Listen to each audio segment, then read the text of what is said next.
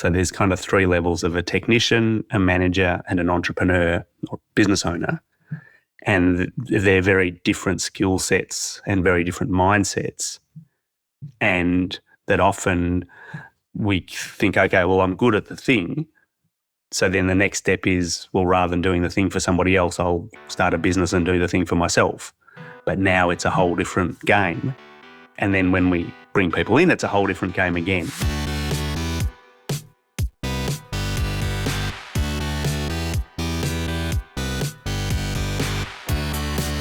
You're listening to The Successful Bookkeeper with your host, Michael Palmer. Listen each week as inspiring guests share their secrets of success to help you increase your confidence, work smarter, and build a business you love.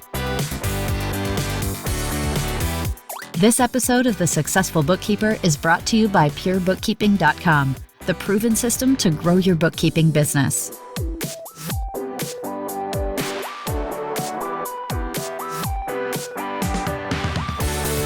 Welcome back to the Successful Bookkeeper podcast. I'm your host, Michael Palmer, and today's show is going to be an absolute treat. Our returning guest is the co-author of the E-Myth Bookkeeper and the co-founder of Pure Bookkeeping, amongst many, many other things that this gentleman has accomplished and does with his life. Peter Cook, welcome back to the show. Thank you, Michael. So good to be back. How many episodes have you got now? We're way over 400. I shouldn't say way over 400. I've actually stopped counting. Dave counts, but we broke through 1 million downloads in 2023, wow. Right at the end of 2023, which is just remarkable to think where we were 2016 and now here in 2024. Over 400 episodes. That is extraordinary. I hope you've got something special planned for 500. That is some achievement. It is. Thank you. It is. Thank you. We every year Dave Mendonca, who is the the podcast producer, every year we have this conversation. It's now an annual thing. Like, how are we going to put out another 52 episodes every single week? When we started, we're like, we can't miss one. We've never missed one. Knock on wood, in the years that we've been doing this. Yeah, wow. So 52 a year, and so 8 years, never missed an episode. Never missed a week. We pump it out. Yeah. Well done. Yeah, it's fabulous service you provide, and 1 million downloads, obviously making a big difference out there. Lots of bookkeepers are really enjoying it. I always am surprised and delighted by the listeners and how it just keeps on cranking along, and we've had amazing guests like yourself and many others along the way, which keeps it really interesting for myself as well. Yes. Now, Peter, let's get back to talking about you, because that's what this show's all about. But always good to talk about the show and what we've been up to. But you've been on the podcast many times, as I said in the introduction. Co-author of E-Myth Bookkeeper, co-founder of Pure Bookkeeping. You're a thought leader in many different spaces. You've been doing this for years, helping small business owners, coaching, helping thought leaders to develop their own thought leader businesses. So many things that you've done along the way. For those listeners that haven't had the privilege of listening to one of our previous episodes, I'd love to hear a little bit about yourself and how you ended up doing what you're doing today. Thank you, Michael. So that's a big question. In that, I guess, in this field, so I started as a business coach back in 2000, so quite a while ago. And that was kind of at a time when business coaching wasn't really a thing. So I would introduce myself, tell people that I was a business coach, and people would ask, well, what is that? Which is a bit different to now. And Debbie Roberts, who's the co-founder of Pure Bookkeeping with me and co-founder of and co-author of the E-Myth Bookkeeper, along obviously with Michael Gerber, was one of my first clients.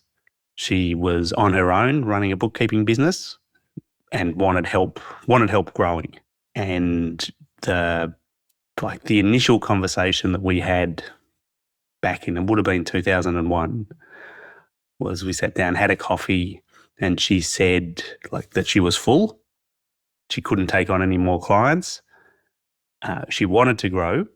She had people who kept asking her for help and she didn't want to turn people away. But she realised to grow that she needed to hire other bookkeepers, and she didn't know how she could trust somebody else with her clients, particularly after kind of cleaning up messes left behind by other bookkeepers. And so that was the start of how I ended up in working with Debbie and how I ended up in this industry. And one of the first things I did was gave her a copy of the original E-Myth by Michael Gerber. And that was very early on. I said, because the conversation I had with Debbie then was, if we could get what's in your head about how you do bookkeeping out of your head and onto paper into a system or a process that someone else could follow, do you think then you could trust somebody else with your clients? And she said, maybe. That was a conversation that started the kind of the journey of what eventually became pure bookkeeping 9 years later, and then the E-Myth Bookkeeper. Remarkable. And just hearing you talk about, what was a coach way back then, just to where it is now. It's things have changed so much. And I'd love to hear a little bit about the story of how your relationship with Debbie evolved over time as well when you were doing the coaching, because obviously someone meets you like Debbie who is not used to having a coach. Yep. What was that like? What was that like initially, right? It's someone who's never, people weren't even familiar with it. They think of a soccer coach, a football coach, something like that. And now here's somebody that's, wow, I'm going to have a coach. Yeah. Yes. So at the start, I said, that I think I can help. I think here's the pathway to grow your business is we build the process in your business. And I think, that within it, like it's if we work together for a year, we'll get something significant achieved. And Debbie said, I'll give you 5 sessions. So her first thing was, no, I'm not really sure about this at all. I'm definitely not going to commit to a year, but I'll give you 5 sessions. And 23 years later, we're still working together. So something obviously worked in those 5 sessions. Remarkable. And it's now been 23 years we've been working together. That's unbelievable. That's longer than a lot of marriages last, and that's coming up to half my lifetime that me and Debbie have been working. So we are obviously really close. There's a lot of love and respect in that relationship, and we've been through a lot together, business-wise, but also kind of life journey along the way. That's right. Her kids have all grown up and left home in that time. I've now got kids myself, and my daughters are 8 and 11, and been through a bit together. We'll get back to the interview right after this word from our sponsor. Are you tired of feeling overwhelmed by compliance and stuck in the cycle of day-to-day bookkeeping tasks? Then it's time to reposition yourself as a high-value advisor and achieve the work-life balance you deserve. On March 4th at 4 p.m. Eastern, Lisa Campbell is kicking off the Accelerator Method Masterclass series, and you won't want to miss it.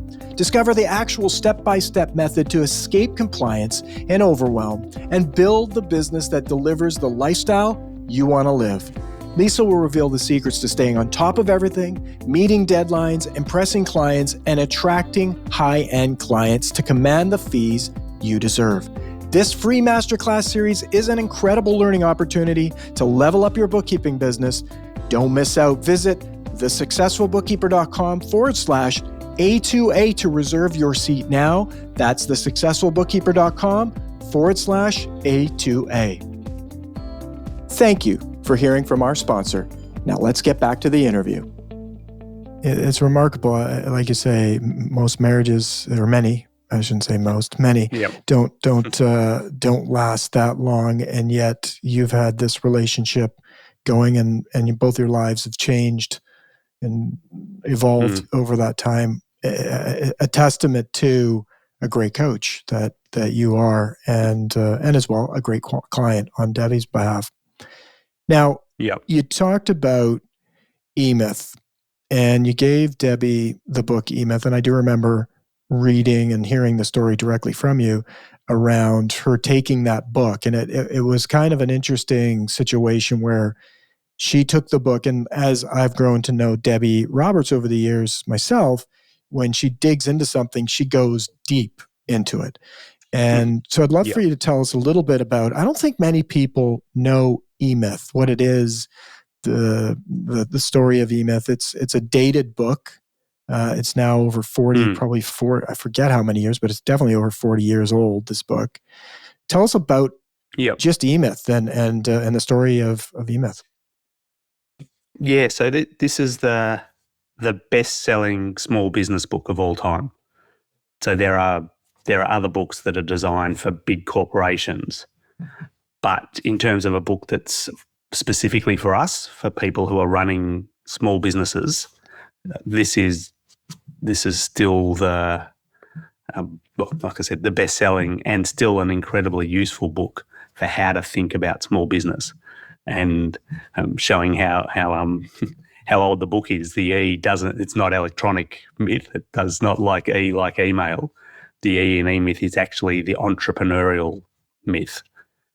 And what the kind of the key distinction in the book is that when people start a business, they're generally a good technician. So they're good at the thing they do in the business. In our case, they're good at the bookkeeping. But this is, I think, his example in the first one was a good baker, someone who understands how to bake bread. But whatever's the industry, it's the same challenge.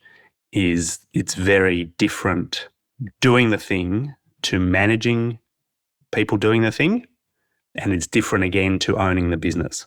So there's kind of three levels of a technician, a manager, and an entrepreneur or business owner.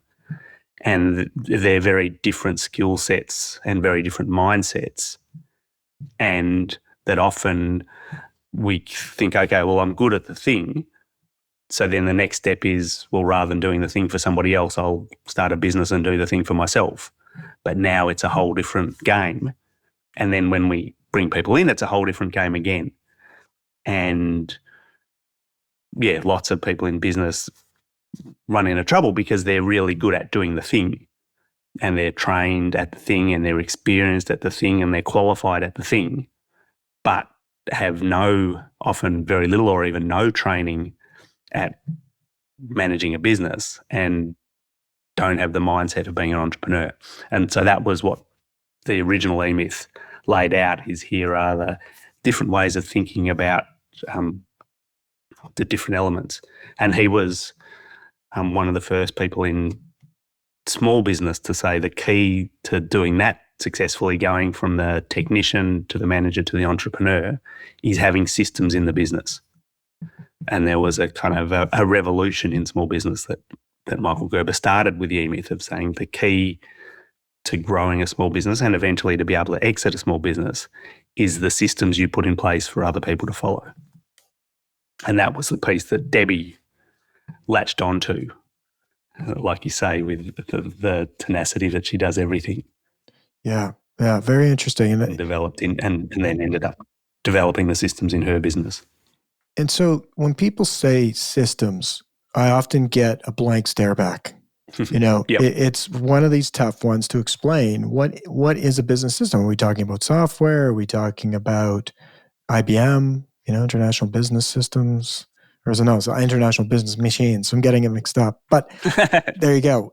People get confused around, is it the computer? What is a business system?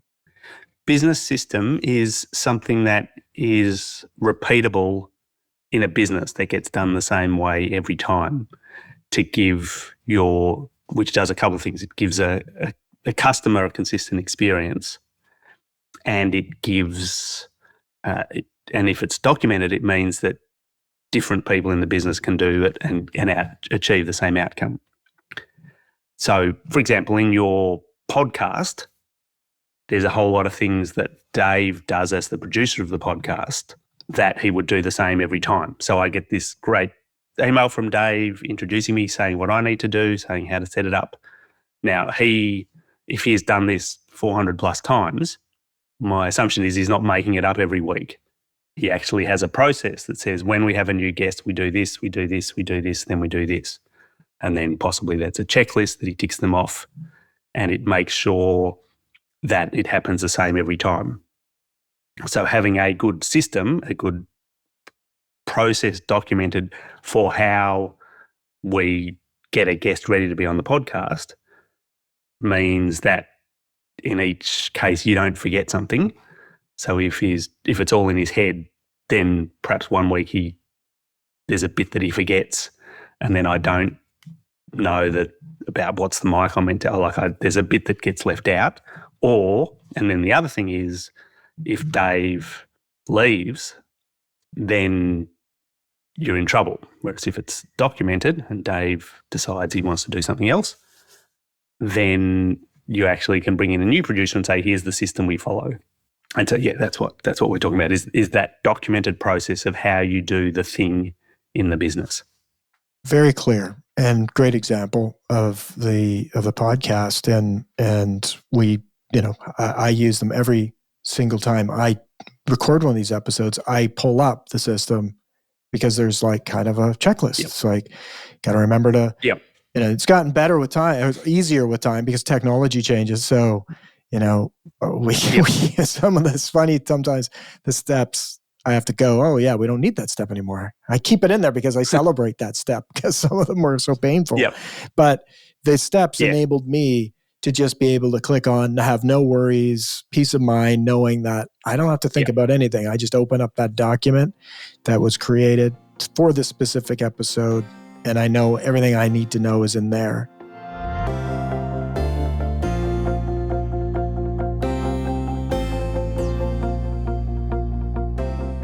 And when it comes to systems, where do people need to have those systems? Is it all parts of the business, and how detailed do they need to be? I think that's also something that comes up often, is that people say, oh, well, I have a system around doing that. What's the acid test, I guess, for whether the system's good or not? Yeah, so I think that depends on what you're trying to do in the business. And if you're trying to grow the business to have other people in the business. So there's one level of system that might be, if it's just for yourself, you're going to get away with it, but that's not going to be enough for somebody else. The acid test for systems in a business, I would say, is if you had, like in a bookkeeping business, one of the things Debbie says is that you can have 10 bookkeepers in a room and they may all get to the same outcome, but they will do it different ways. And what you want in your business is everybody doing it the same. And so I think the acid test would be, if you have the system for how to do a bank reconciliation in QBO, and you had 4 different bookkeepers and you put them in front of the data file with the process and say, follow these steps to do the bank reconciliation, that all 4 of them would produce the exact same outcome. Wow. One of the things that I remember reading E-Myth for the very first time and the light bulb going off, and whenever I hear about it, think about it, talk about it, and just exactly what you've said, is the beauty of what can be accomplished when you have documented systems and processes in place, that really anything's possible. It's the pathway to freedom for a business owner. And seeing it happen for myself, we owned a bistro, and I gave the book to my mother. It was an audiobook at the time. She listened to it when she'd come in early morning, listen to this book, and just how much time and energy it saved over the years that she used and implemented different systems and processes in place in her business. How much it's a pathway to freedom. And I'm excited. Yeah, I'm always excited about sharing the message, because I know the opposite of that is it can be a really tough go for business owners that have no systems in place. It can be quite painful. quite Yeah. painful. And so now a little bit of maybe an aside on that is that systems aren't easy to create. If they were, Yeah. everybody'd have this great business that ran it, literally ran itself, and you put a system in and talk, it would be, it's definitely not done well in the majority of businesses. No. And yeah, the reason I think like it's a really simple idea. Like it makes sense to say, yeah, of course, like if we had a documented system, that would be easy. And I like naively had said to Debbie, I think we'll get this done in a year. And it was actually kind of for the 8 years that we worked together in her business, growing her business to a team of 12, she spent on average over that 8 years, a day a week working on the systems. Well, and then at the end of that, we got to the point where we said, okay, these are going to be useful for the rest of the industry. And that was when Pure Bookkeeping was born. But for those 8 years, like it was, yeah, like she would do the first version of the system, and then her bookkeeper, someone on her team would ring up and ask a question, and she would say, because I guess that's the other acid test is if a system is done well, you shouldn't have to ask a question. You should just be able to read it and do it. So when someone would ask her a question, she would make a note and say, oh, that bit's not clear. And then she would update it, and then all her team would get another version the next year. And the manual ended up being, the software that she had in her business in Australia back then was MYOB, which is now, we've now done systems for Xero and QBO and other platforms. But back then it was MYOB, and it ended up being 500 pages long. So it was a significant, it wasn't something you can do in a weekend. And that's why, that's why most businesses don't do this well. It's really, really hard to do it well, and it takes a long time. It takes a long time. And like just what you've said, I mean, let's digest that a bit. 52 weeks in a year, 1 week, 1 day each week. So 52 days, and I'm, no vacations for Debbie probably. Right. To build that, that's when we start to add that up, that's almost 2 months. It's a month and a half of her year spent working, right? So like over that time, it's like the equivalent of 2 years. It's equivalent of 2 full-time years. Yeah, over a decade. Like it's 20% of her time over a decade. It's kind of 2 years to get a really good working version of the systems you need to run a bookkeeping business. Yeah. And I think, what jumps out at me is one of the key for, recipe ingredients, if you will, of a system is commitment. Yeah. If you think about it, to get a great system, a world-class system for your business without commitment, you just won't have it. You will have some version before that, but that's commitment, is that it's going to take time. You've got to write it. You've got to put it out to the market, to the people that are going to use it, your team, right? Yep. They're going to give feedback. It's going to be right. It's going to be wrong. It's going to be back and forth and redraft. I mean, we're talking commitment again in day in, day out. And that's a big piece of what's needed in order to have that done. But it sort of gives us the idea of how big, it's a simple idea, like you've said, but it's a big concept, and it's a big undertaking to actually put one together and do it. Let's talk a little bit about impact, though, that it has when done well. I think in eMyth, and you can elaborate on this, but the one that always pops up the minute I think about eMyth, I think of the McDonald's story. Yeah. And maybe you can go in and talk a little bit about the impact and the value that gets created when a business has great systems, or what happens to a business and the team inside when there's a great system that they can follow.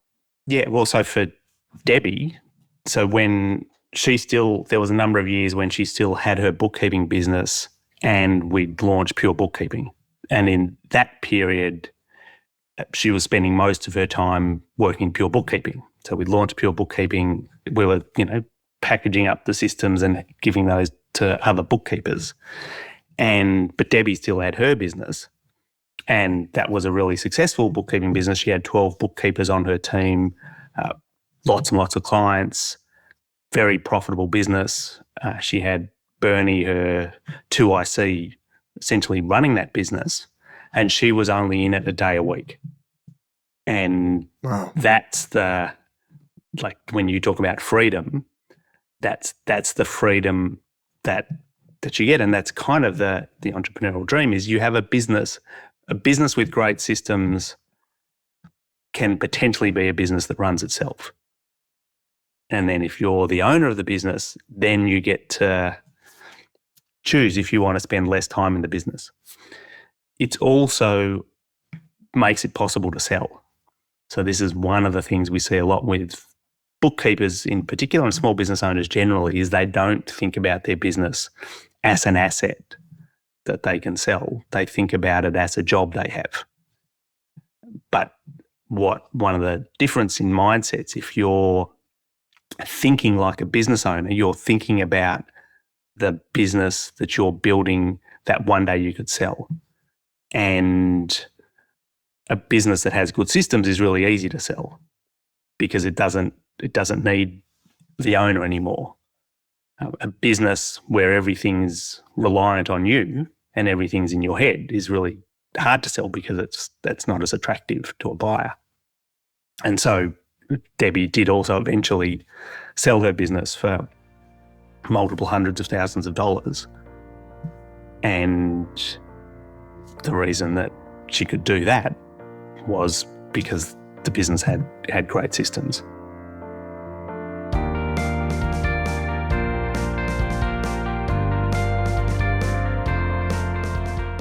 So now we understand the impact the E-Myth had on the world, and Michael Gerber's work, and Debbie grabbed this book, she read it, spent a week or a day every week for years building her own systems. She used this philosophy to build this incredible system. How did E-Myth Bookkeeper come into play? Now, I know the story, obviously, but I'd love for you to tell it because it was, we now have E-Myth Bookkeeper. Yes. So you're obviously a key part of this this origin story. And is this 2013 that you were? It was either 13 or 14, I think. Yeah. Yeah, it might have been like early 2014. Yeah, so my memory of it, but your part of this story is you called me up and said, we've got Michael Gerber speaking at this conference that you were one of the organisers of. And how cool is that? And I said, you know what would be amazing?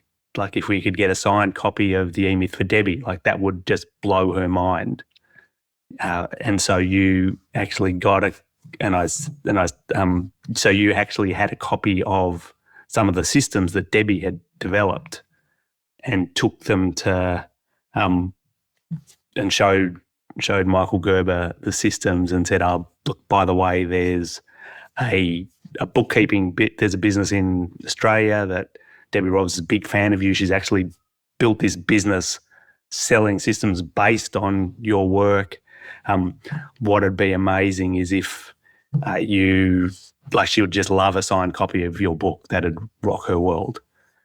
And that's right. Michael Gerber looked at the system, said, actually, I'll go you one better. How about I do a little video for her?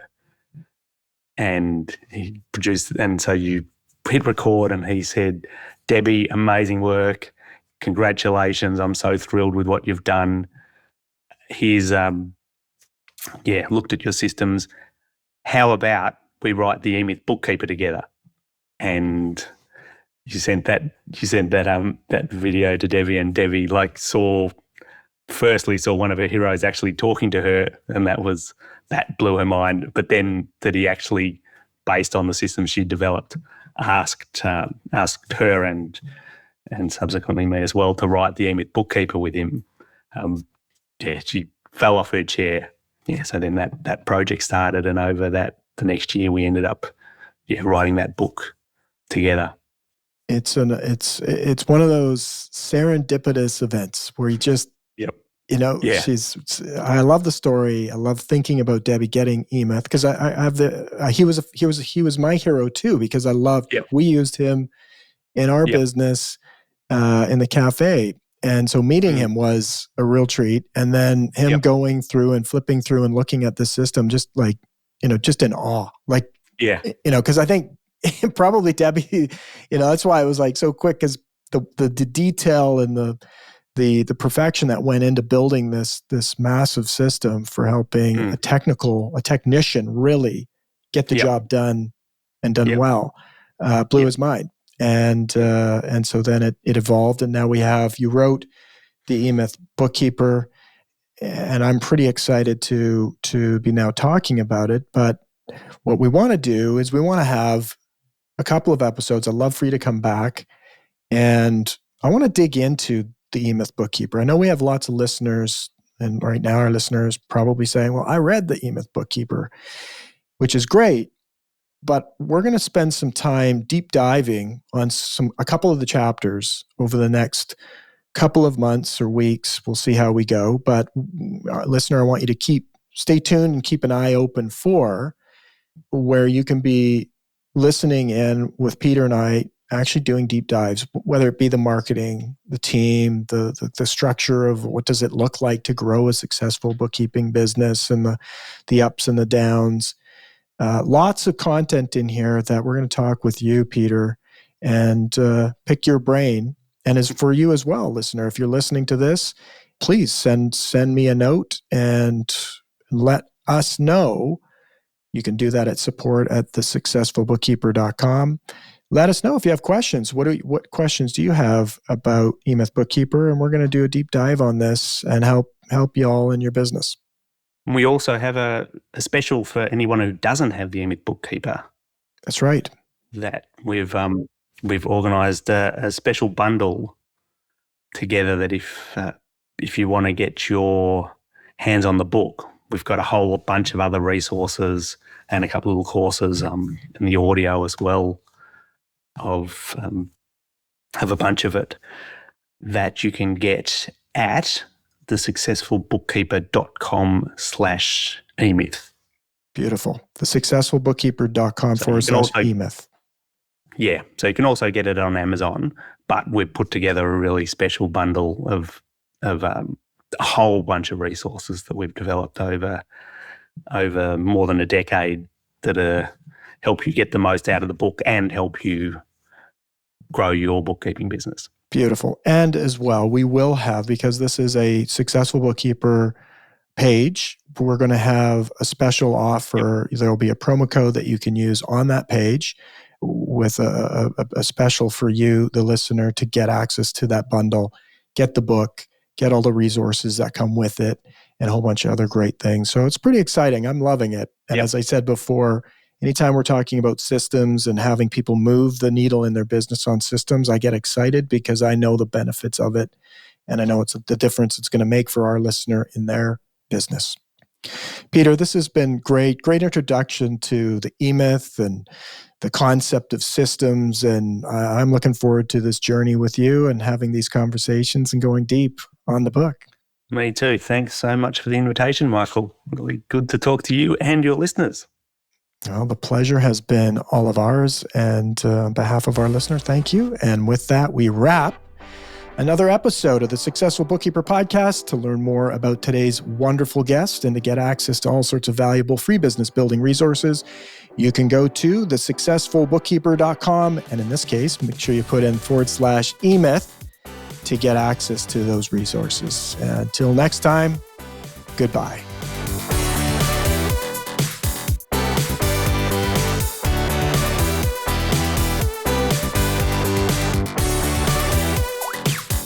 You've been listening to The Successful Bookkeeper with Michael Palmer. For more information and to download the resources mentioned in this episode, please visit us at thesuccessfulbookkeeper.com. Thank you for listening.